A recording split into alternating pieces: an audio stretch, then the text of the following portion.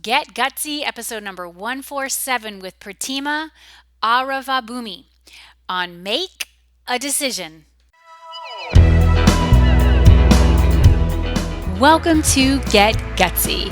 I'm your host, Jenny Fennig, and I am so excited to be on this journey with you. A cutting edge show blending business and spirituality, Get Gutsy serves up a potent blend of stories, lessons, and tips to help you make a massive impact in the world through your soul's work and your inspired life. No more going it alone, no more excuses. The world needs more brave women saying yes to leadership. Are you with me? Good. Let's get gutsy now.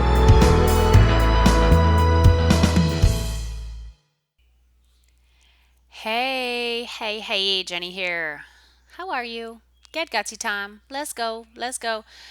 Okay, so I'm recording this before my trip, but it's going live during the week that I am in Tulum, Mexico. So send me good vibes. I'm probably sweating my ass off, but it's all for good reason because I'm leading a glorious retreat for my mastermind. My mastermind is called Glow and it's rad.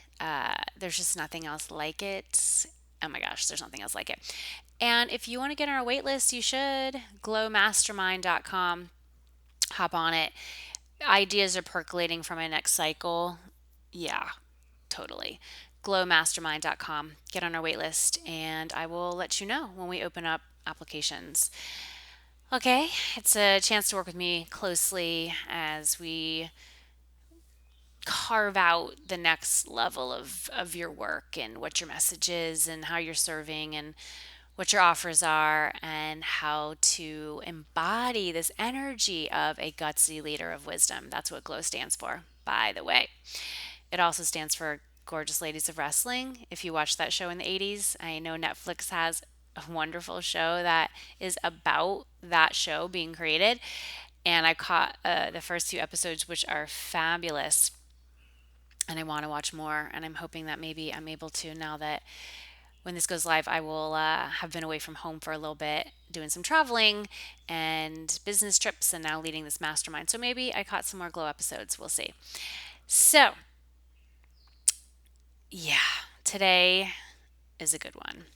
And I love, honestly, guests that are Indian or from India because it just reminds me of my time in India. Gotta be honest. Today's guest, her name is Pratima Aravabhoomi.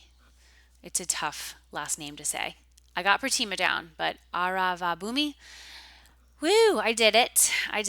She has such an interesting story. Yeah. She got in touch wanting to be on the show, which was fun. And then she sent me this really beautiful gift in the mail based, is created by her company. She is the founder of craftstreetdesign.com and her company transforms kind, thoughtful, and meaningful words into delightful designs. It's a one-stop shop for motivational prints, inspirational jewelry, and unique keepsakes. And she sent me one of her prints in the mail, and it's in my office now. I love it. It's a great anchor and focus point when things get like a little wild and disheveled and you're like, well, what's going on? So yeah, that's a little bit more about her company. And in this conversation, which the theme of this episode is make a decision. Yes, you need to make decisions. We talk about many things like how she launched her business. We talk about her childhood in India, why she moved to the US and she moved to the South, which is, and the weather's similar because India is very hot. But yeah, she just went into this really interesting life. Her marriage was arranged, which is very common in India, which I learned more about when I was there. Ended up getting divorced, which was not an easy thing and not something that didn't come with like stuff around it. And then went to work at Apple and so many other things. We touch on real life, real stuff, and why she eventually started her business and why her first business did not work. which is normal. Y'all, we don't get it right straight out of the gate. We're always pivoting, we're always course correcting. And Pratima has much wisdom to share with you. And so I want you to just open up to this conversation, open up to what we talking about on this episode, and may it inspire you today to make a decision. Enjoy, and I will talk to you soon. Hey, Pratima. Thanks so much for joining us on Get Gutsy. How you doing today? Doing great, Jenny. I'm so happy to be here. Yeah, Thank I'm you. happy to have you here too. And all you listeners out there, Pratima has this amazing company. She's a designer, she's the founder of Craft Street Design, and she sent me this beautiful, what is this? It's like a picture. It's just like a piece of art that I can hang up in my office. We're recording this episode soon after I returned home from a cruise vacation in the Caribbean Sea, and I came home to so much mail. And a gem within the mail was this gift from Pratima. And she sent me this inspirational quote from Francis of Assisi. And the quote is, "Start by doing what's necessary, then do what's possible. Suddenly you are doing the impossible." Ooh. So how do you choose what quotes go on your designs? It depends. We start with a lot of research, like on Mm-hmm. social media and what people like in general. But at the end of the day, if something specifically speaks to me, I put that on and I will pick that up as well. So, Mm-hmm, mm-hmm. Well, let's go back in time, Pratima, because before we started the recording, we were chatting a little bit, and I said, Pratima, I'm heading to your homeland, to to India. This episode will air after I've returned from India, but we're recording it several days before I leave, and I have a lot of energy moving through me right now because it's been a 10-year dream of mine to go to India, and it's amazing that it's now happening. And you grew up there, so tell us more about your childhood and what it was like growing up in India, and why you then left India to move to the western part of the world. yeah, it was wonderful growing up in India. I grew up actually in a city, so it wasn't a small town, uh, probably as big as Atlanta, Georgia here. So I grew up with very conservative parents. It was it's kind of, I mean, it's a lot like the way I have a daughter now, so I kind of know what kids are going through right now in school and stuff, but it's kind of similar in terms of upbringing, but Mm-hmm. mixed up with a lot of tradition. Mm-hmm. So it's fun. I mean, it's different, definitely different. It has the eastern side. You have a lot of spirituality, especially my family specifically had it because of my Mm. mom and my grandfather and people like that. But in general, it's just more traditional, meaning that you respect your elders. You don't speak back to older people when they tell you something. Even if it's a conversation, you first need to listen. Um, Mm. we touch people's feet when it's kind of a way of greeting them, older people, Mm. especially elders. Mm. Um, it's a way of respecting them, saying that you were there to listen and learn and absorb and not to do it the other way around. It's a form of respect. So, Mm. yeah, I mean, there are many little things like that that are definitely, very different from the Western world. Mm-hmm. But at the end of the day, the values are the same, and the Mm. human values are exactly the same. Mm-hmm. Mm-hmm. And so what prompted you to leave India?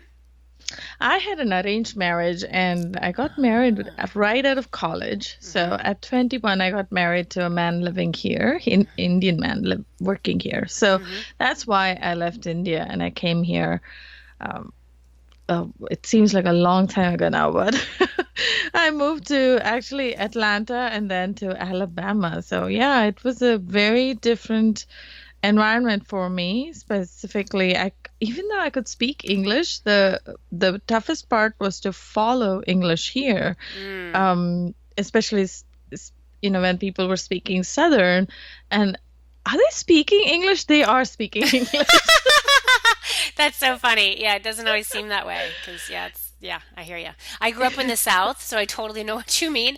I now live in the Northeast. I live in Western Massachusetts, but I grew up in Florida and Georgia, and I used to totally have an accent, which I don't believe I have one anymore. I think it's pretty much just a straight dialect, and the South can be a little tricky. So, are you still down south?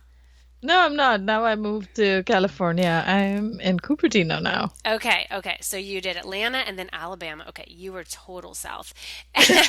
What happened with this marriage? It didn't go so well. We were very different people. He was older than me. I had different aspirations. I wanted to be working and having some type of career, both in design and in tech. So I was kind of wanting to pursue because I was like right out of college and I was focused on that, and he wasn't. He wanted me to stay home, be a wife and mother only. Mm-hmm. Of course, I wanted to be those things, but I wanted a little bit more than that. And things didn't go quite well, and it just got very depressing. And I kind of went towards a downward spiral within that marriage. So I finally did get out of it, and Mm. I took control of my life and moved on. But Wow. So I just, that is so interesting. Thank you for sharing that story. What is that like, because it's not necessarily something that happens. Like I didn't grow up in a way where an arranged marriage would be part of my path, which I know is very common in India. What is that like to grow up saying this marriage will be handled for you? Like, how did you feel about that when you were younger? I don't think I didn't think about it that much Hmm. because it was the normal thing to do. It just Hmm. never occurred to me that it would be any different. Of course, there are people these days, especially my generation, Hmm. who have liked each other, and even my mom's brother liked somebody and he married her. It Hmm. wasn't an arranged marriage. So it's we still have a lot of mix of both arranged and people actually choosing their partner Hmm. on their own. Right. But it was, I mean, I didn't have many opinions on it just because I thought it was normal. Hmm. And when I was introduced to my ex-husband now, but Hmm. when I was introduced to him, they had already done a lot of matchmaking, right? Like they go through the process of, okay, is the economic status same? Hmm. Is the culture and the values of Mm. their family is similar to ours? Hmm. A lot of these things actually go through, they already go through that process before the girl and the boy meet. Mm. So, and then unless something is really wrong with the girl or a Hmm. boy, Hmm. they usually accept and marry. Hmm. Um, because it's not like you can suddenly fall in love with somebody in just one meeting or two meetings, Right. right? So it is pretty much decided for you, and then you say, okay, it looks good, sounds good, and you just marry. So you don't I didn't when I was getting married, I didn't think about it like he's a complete stranger. Obviously, it was going to take some time to get to Hmm. know him, Hmm. but I thought he will be a lot like me just because I assumed that, made that assumption. Hmm.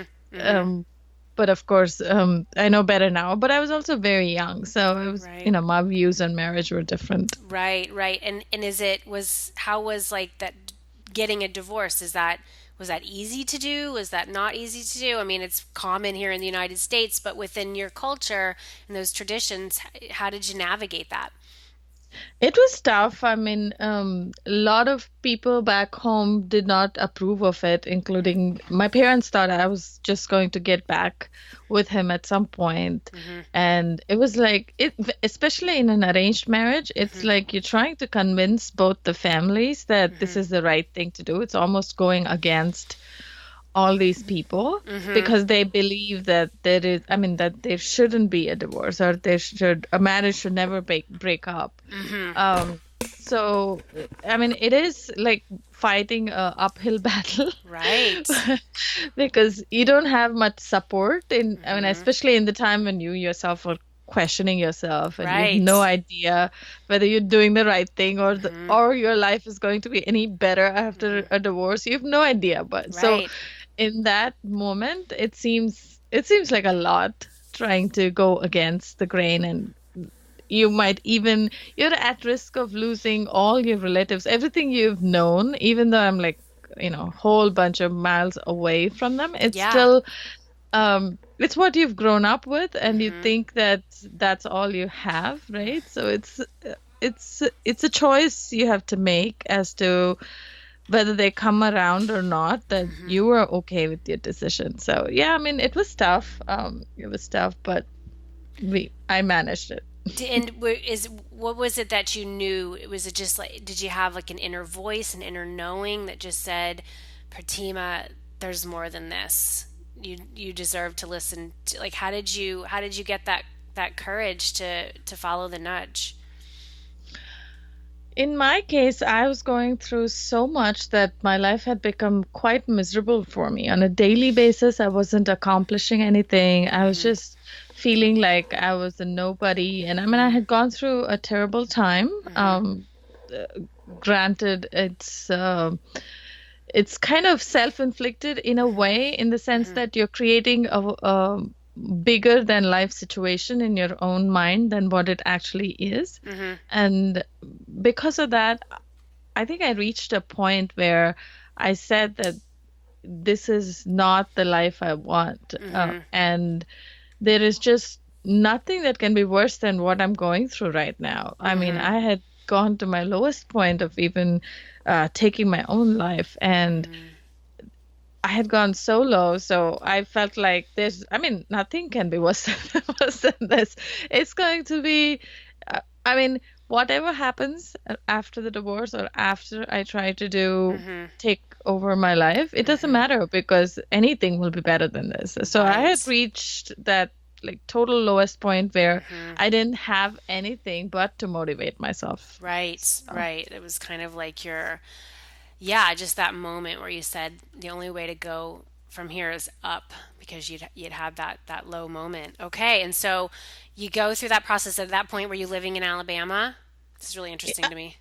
Yeah. I'm just like imagining it all. Like, you're in Alabama, and you're in a very depressed state. You're from India, and you're like from India to Alabama, and you're in a marriage that is not for you. It's not fulfilling. Were you working at that point? I know your now ex-husband wasn't supportive of that. So, like, how did you then get on your feet and start earning your own money and just finding yourself again?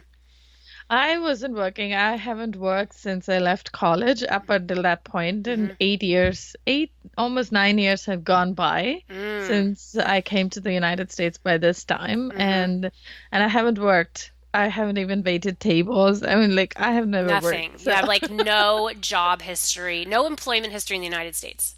yeah, no, Mm-hmm. not even in India. So I was right out of college, Right out of right? So college. Okay.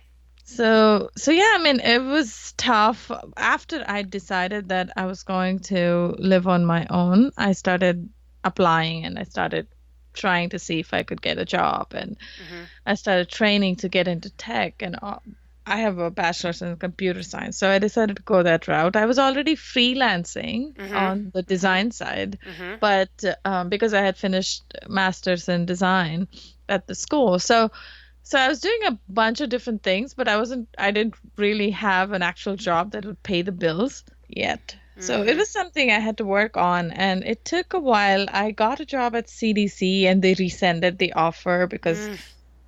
I failed the test that said I passed through the interview and everything else, but I failed the test where they were asking common sense questions like, what would you do in a fire? And Mm-hmm. I think the right answer was supposed to be that I would run and call the fire people, I mean, firemen. Yeah. And I said I would put out the fire. So there were many questions like this.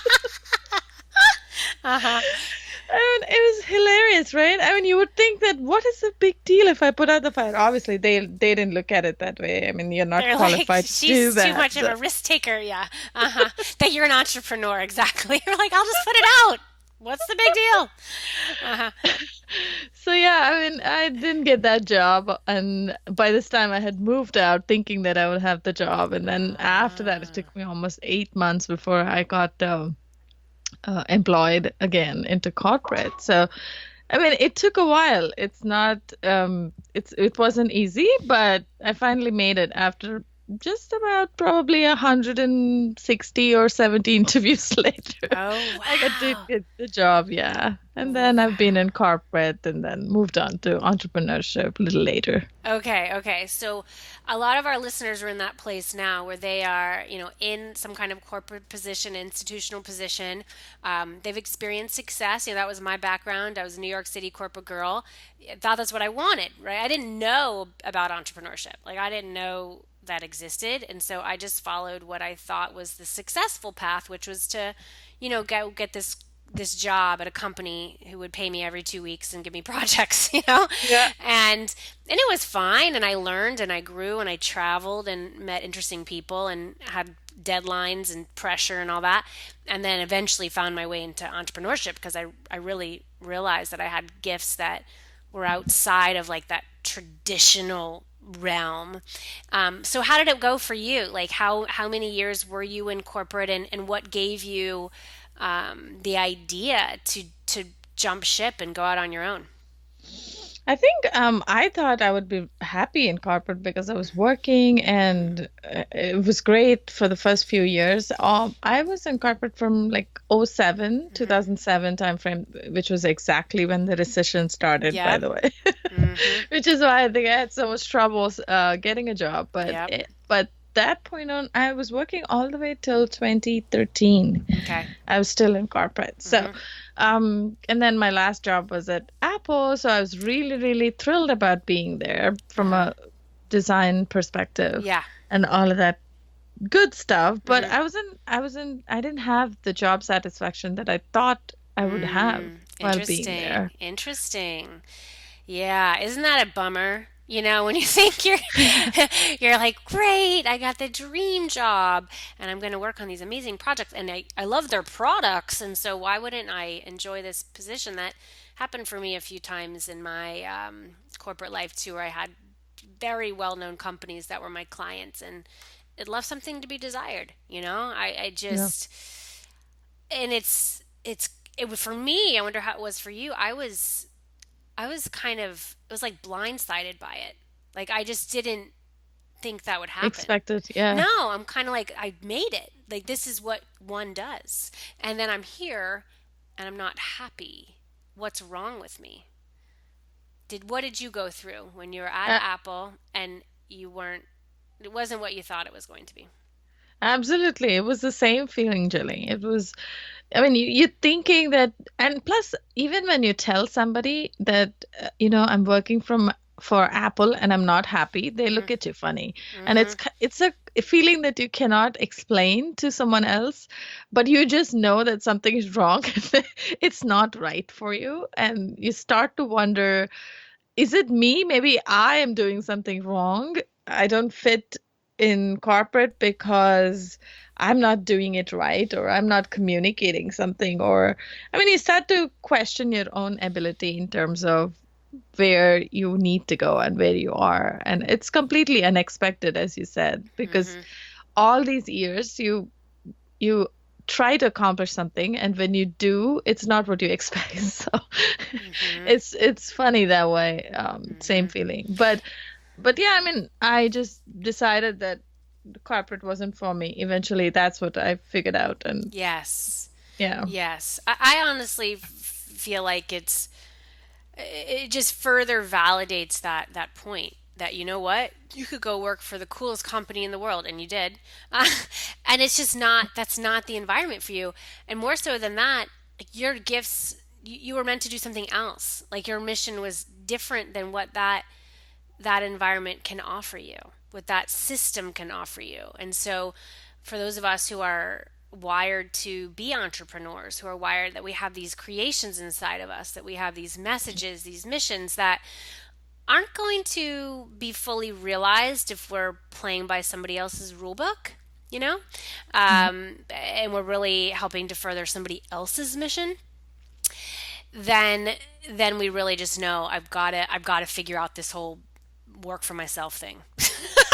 I've got to figure that out.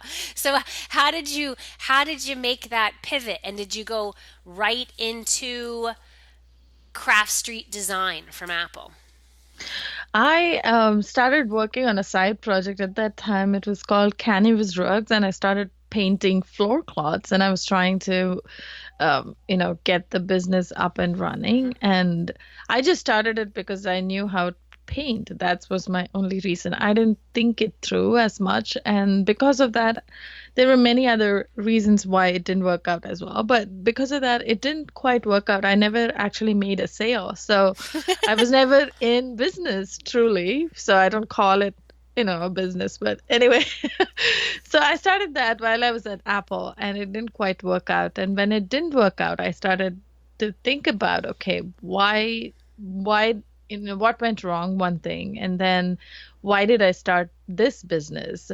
Or why should I start any other business, right? Like, what is the reason behind it? And Mm-hmm. I started to think through a lot of life situations for myself. And I had gone back to the time where I was extremely depressed. And this was before getting into the corporate job. Mm-hmm. And I was like, this is what happened to me. And maybe it'll help other people, right? Like, so I looked at a quote and it helped me Mm-hmm. pause and change the conversation in my head. It helped me kind of think through stuff and then I took control of my life. But it's not that the poster did anything for me, but Mm-hmm. it was more of me realizing something just by reading a few words on the wall.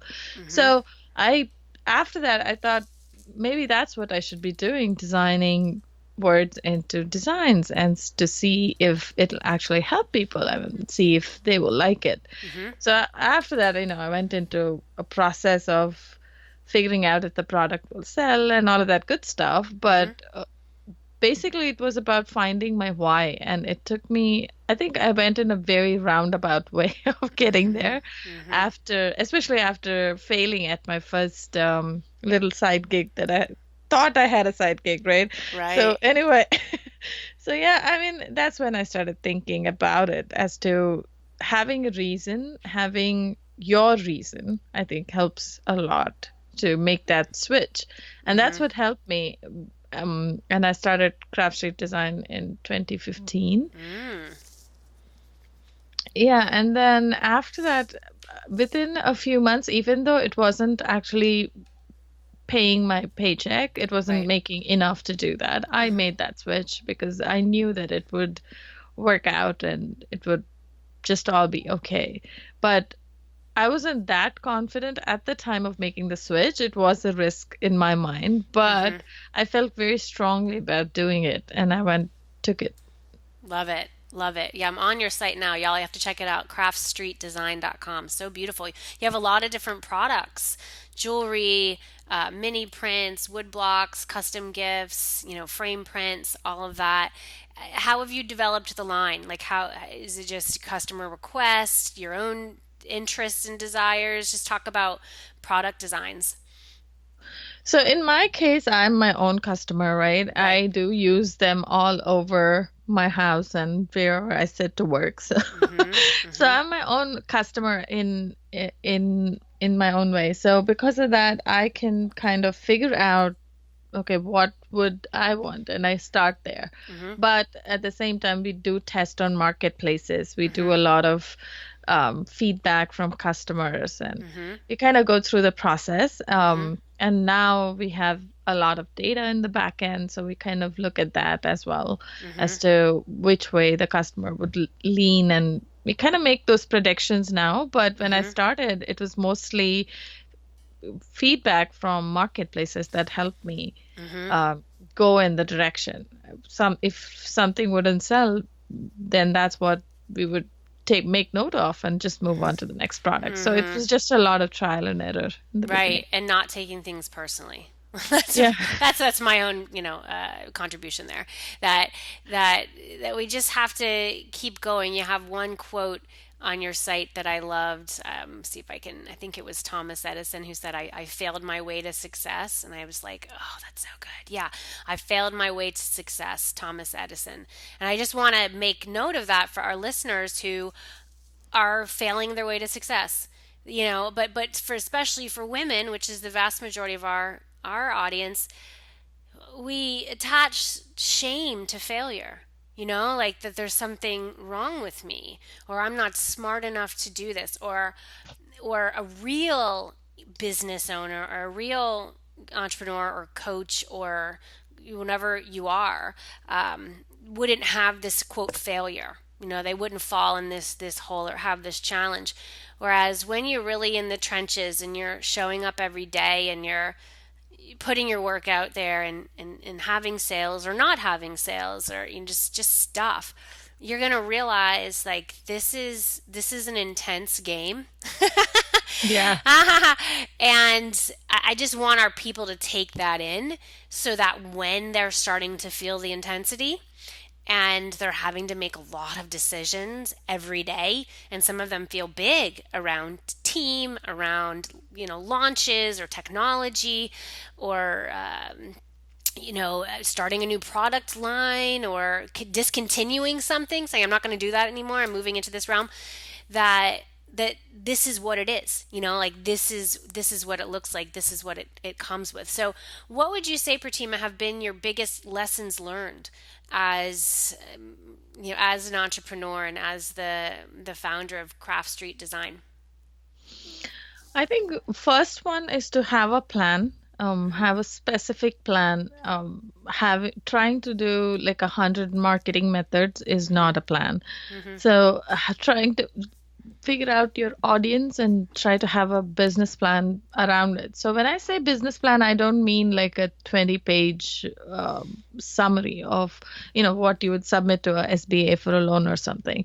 But I'm talking about a specific, maybe even a 5-point checklist of which marketing methods you're going to use and what you think your target audience is, and you start there.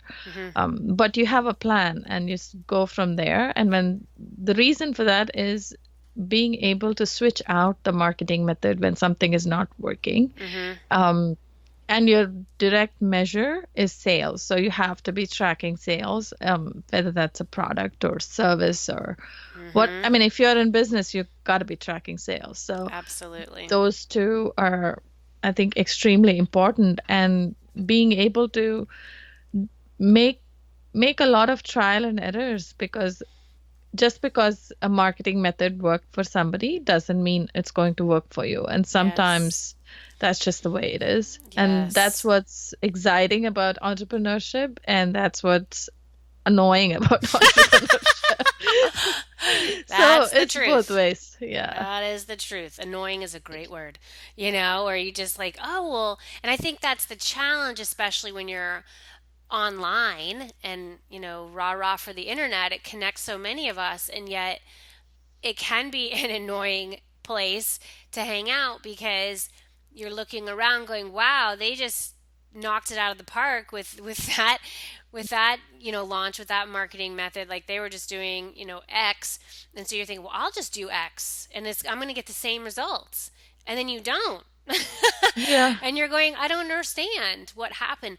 But we can't know everything that person has put into their business, or even their career before they got into business, Yeah. right? And then Yeah, also, absolutely. I think this is where spirit comes into play. Dharma, karma, all of these elements that kind of we come with when we get here, or we acquire through our actions, that we've got to just I'm a fan of just seeing the long view, and also taking those short-term actions that are going to really move the needle, but trusting that there is always, this is my view, kind of a spiritual element at play, and there are certain lessons that we must learn, right? Skills that Yeah. we've got to master in order to move to another level. And that for me is the exciting part of entrepreneurship, because it's just so connected to our spiritual growth.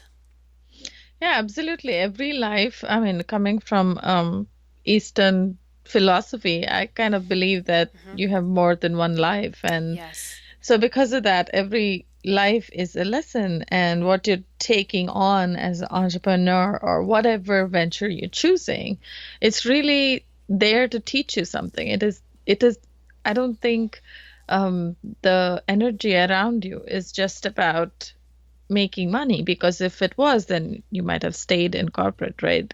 Mm-hmm. Um, because you've chosen this path, you have to focus on the end result, as you just said. And that's Mm-hmm. so true. Mm-hmm. Yeah, absolutely. And y'all out there listening in the Get Gutsy Galaxy, if you don't want to learn, don't be an entrepreneur. Just let me spare you. I'll spare you. But if you do, if you love to learn, and that's me, I consider myself a lifelong learner. I mean, so sometimes it's easier to learn when you're on the other side of the lesson, Yeah. rather than when you're in it and you're kind of getting tossed around in the waves.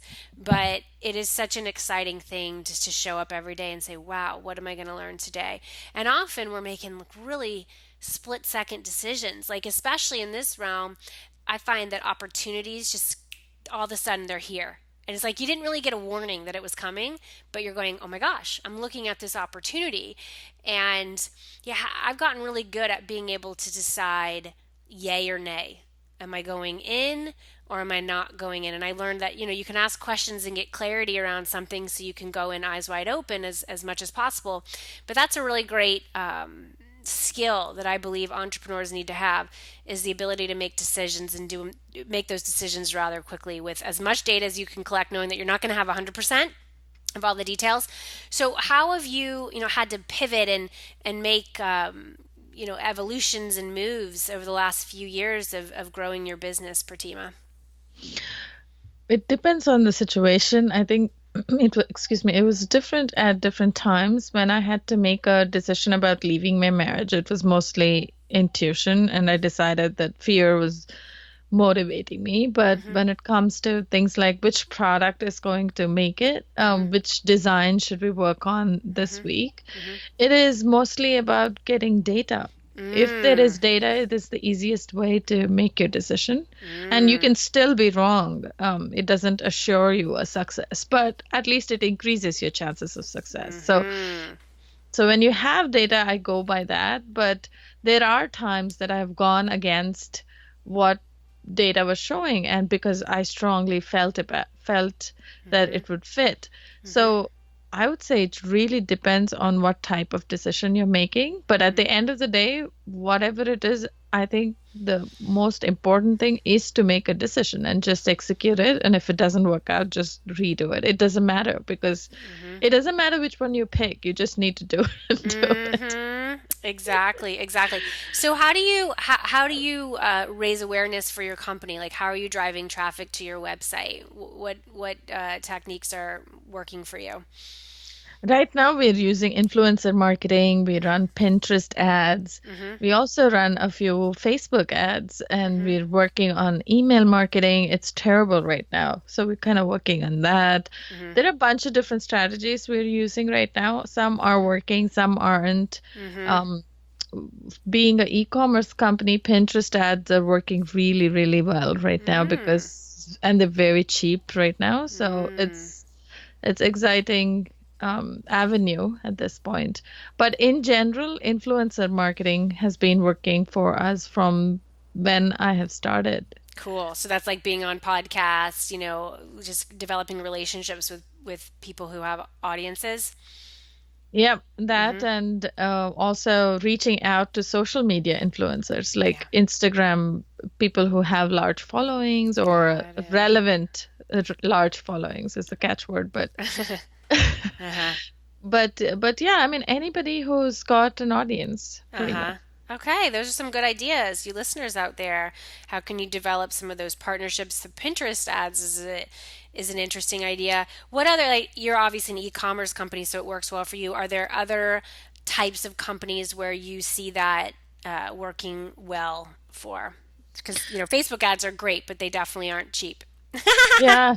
Yeah, they have not, I mean, they've increased the prices now, but 2 years ago, what Facebook ads were, that's what Pinterest ads are doing. Okay. But with Pinterest ad, even if you're not a product company, to Mm-hmm. collect email addresses and to be able to sell to the list Mm-hmm. is actually very convenient with Pinterest ads because you Mm-hmm. could just put a free giveaway in many different ways and run ads on it because it will Mm. get more exposure. And they have a lot of targeting, just like they, it's not a, I mean, it's not as developed as Facebook does, but it Mm-hmm. does have interests, it has tags, Mm-hmm. it has lookalike audiences. Mm-hmm. Um, they have a lot of ways to target. So Hmm. right now it gets a lot of exposure. Mm-hmm. And there are guys on Pinterest too, which is a common misconception that there aren't Mm. any. Mm-hmm. More and more guys are getting on it. So right Wow. now it's I think at 33% or something like that Wow. last I checked. Mm-hmm. But yeah, I mean, you can target quite a bit depending on your product. Mm-hmm. That's a really cool thing. I totally forgot about Pinterest, honestly.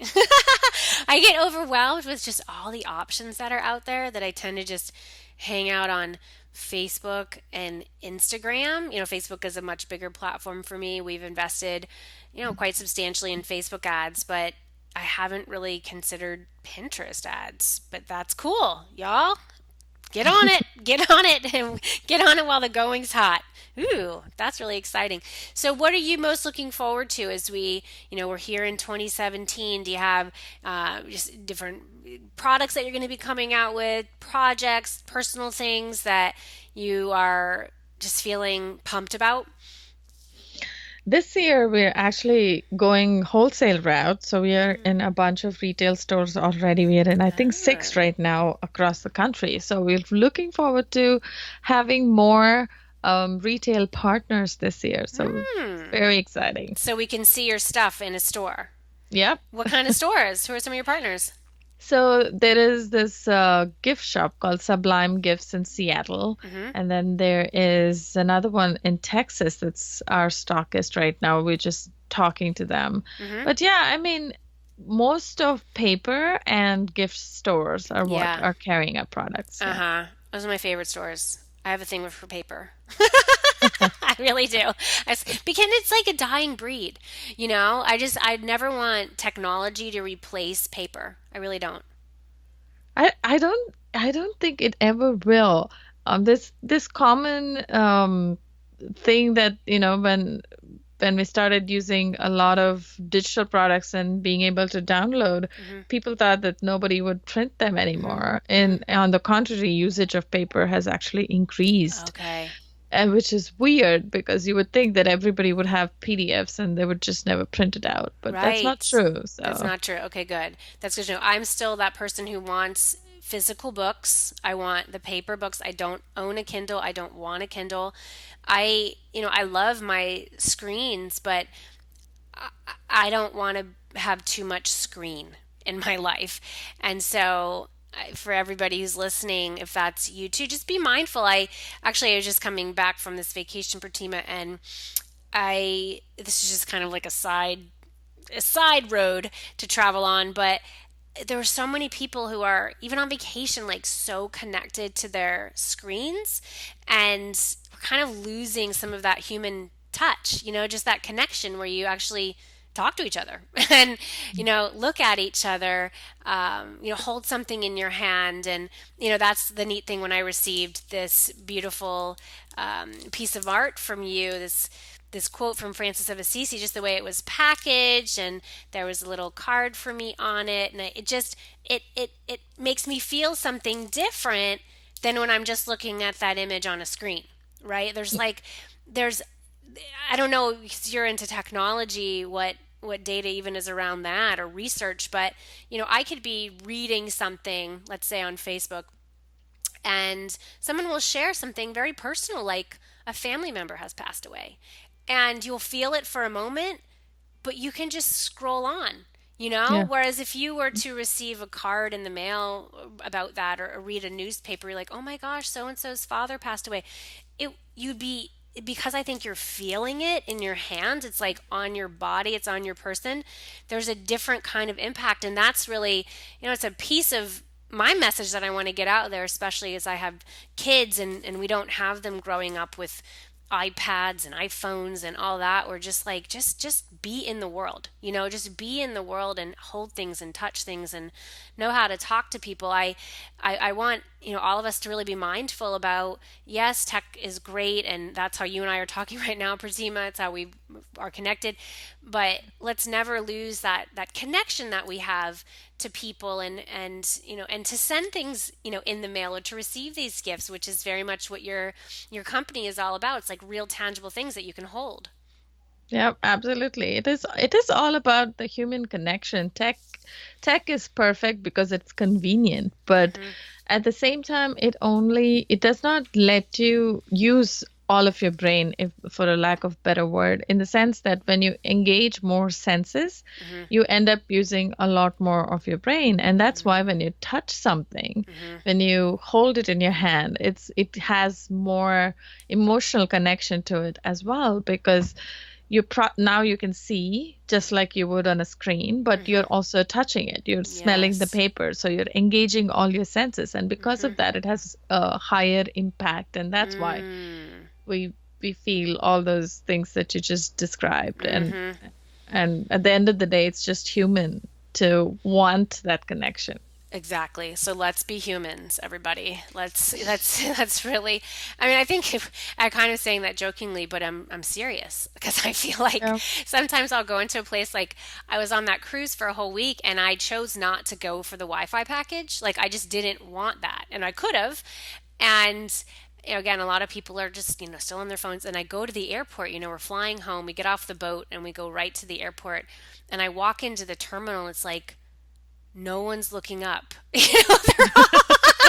They're all the heads down, and they're looking at their device, and I'm going, I don't want to go back. Like I don't want to go back to that, but yet it does pull us in, because there's something I think that gets into our brain of just like that instant gratification when we start getting the glow from the screen, and then the likes and the notifications and all of that. But I do feel like that's going to be a piece of some of the messaging I'm putting out there, of just that humanity, and especially for those of us who are parents and who are guiding our children, that we don't have to become these little technomatrons that we're just on our devices, that we don't even know how to freaking talk to each. I mean, I literally was at dinner. There were kids literally who were they were playing games on their iPad the entire time of dinner. They never talked to their parents.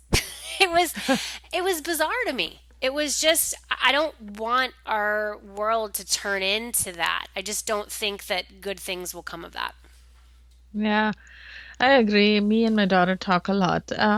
So sometimes I do wish that, she just goes away. But for a little while. I mean, I Right. love her and everything, but she is a big talker. But no, I mean, I know what you mean when I see children or even family members not Yeah. talking to each Yeah. other. Or, I mean, why do you go for dinner? You could have just ordered in and did your own thing, right? Like, why are you eating out or Right. sitting down at a table if that's the case? So, Right, right. So you have a daughter. So you moved out to California. So you have a daughter. What's your romantic status? What's your relationship status? oh, I'm sorry, I didn't That's okay. We didn't mention get that. there, but you mentioned daughter. I was like, ooh, okay, something happened. Mhm. Yeah, I did get remarried. So, in 2009, yeah, no, 2011 actually. I'm so Mhm. sorry. I met him on 2009, but Uh-huh. I'm finally married in 11, and then we moved here to California. So since then, we've been living here. Nice. How old's your daughter? She is now almost 15. Wow. Oh my Yeah. gosh. Amazing. Wow, so she's a talker. That's good. That's good that she talks. Or that she still wants to talk to you. But I get it. I have three kids. They're 8, 6, and 3. Yeah, and sometimes you're just like, Mommy's thinking right now. Mommy has an idea in her head. Just let me get it out. Let me get the idea out, okay? And they don't quite get it. So funny. Well, it's been awesome having you on the show, Pratima. Y'all, check out her site, craftstreetdesign.com. Is that where you want to guide everybody, Pratima? Yeah, that's where you can find me, and you can also email or, of course, shop around and feel free to find your favorites. Yeah, I mean, and your price points are really good. I mean, you guys, you can find gifts at many different levels for the people in your life. If you are a lover of inspirational quotes and energy, and me too, Pratima. That honestly is what kept me going in my corporate jobs. I'm obsessed with quotes. I'm obsessed with inspirational quotes. That's why I think I have a connection to you. I print out all these quotes and put them up in my cubicles. And so when I was just like, oh my gosh, how did I get here? I would just look around at those quotes and I know everything. I'm going to be okay. I'm gonna be okay. And those quotes have served me well. And I still will use quotes like in social media. I use them with my clients, for, inspirational things I'll put up in like group programs or in little workbooks that I'll give them. So I appreciate all those people throughout history who have been quoted, because some of those quotes have literally saved my life and, just given me hope that brighter days are coming. Absolutely. So I'm very curious for you, Pratima, about your gutsiest move. This is a question we ask all of our guests. What is your gutsiest move you've ever made, and how does it inspire your life and work today? In my case, leaving my marriage was the hardest thing, and that was to me was the toughest thing. So I would say that's probably my gutsiest move to date. I wasn't as fearful as starting a business or leaving my job as much as I was about leaving my marriage. So, Mm-hmm. but I draw inspiration from it every day that, when you can do something so hard, you can always do more and you can push yourself and you can believe in yourself. So Mm-hmm. pretty much every risk that I have to take, I think back of that moment. Mm-hmm. Mm-hmm. Perhaps that's the purpose of it for you, that that's how it's been in my life. Like certain things that when you're in it, you wish you were out of it, right? Like, why is this Yeah. happening to me? I can't do this. I don't want to do this. But then as we get through it, for me, the hardest thing that I've ever experienced was the death of my sister when I was a teenager.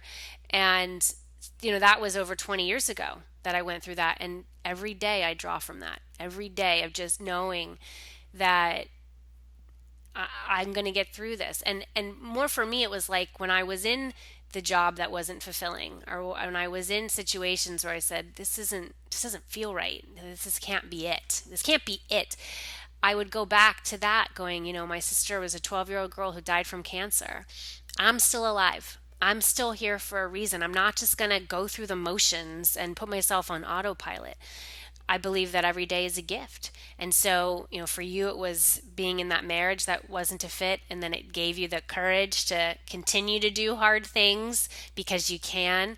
And so, for our listeners, I want you all to think about, what hard thing have you been in that you've gotten yourself out of, that you've risen above, and how can you take energy from that? How can you take inspiration from that and continue rising to new levels, helping the people that you came here to help? Pratima, thanks so much for being here. Oh, thank you, Jenny. It was wonderful talking to Yeah, you today. absolutely. And continued blessings for the growth of Craft Street Design. Thanks for all of your tips and suggestions and words of wisdom. And I'll definitely, this is going to air after my trip to India, but Pratima, I will let you know how it goes. Sounds great. Okay, everybody, thanks so much for being here. This is Jenny Fennick sending you so much love, light, and faith as you get gutsy. I will see you next time. Hey, this is John Lee Dumas of EO Fire, and you're listening to Get Gutsy with Jenny Fennig. Gutsy leaders unite and ignite. I hope you enjoyed this episode of Get Gutsy as much as I enjoyed creating it for you. Are you responsible for leading and growing your spiritual business? If so, I have a free tool for you that will help you spread your message like wildfire. It's called the Sacred Marketing Puzzle, and it's a one-page PDF guide that simplifies the often mysterious and confusing world of marketing. When you use sacred marketing tools to amplify your message, you'll provide huge value to your tribe and grow your business. What are you waiting for? Go to jennyfennick.com/puzzle to get yours instantly. That's jennyfennick.com/puzzle. Gutsy leaders, unite.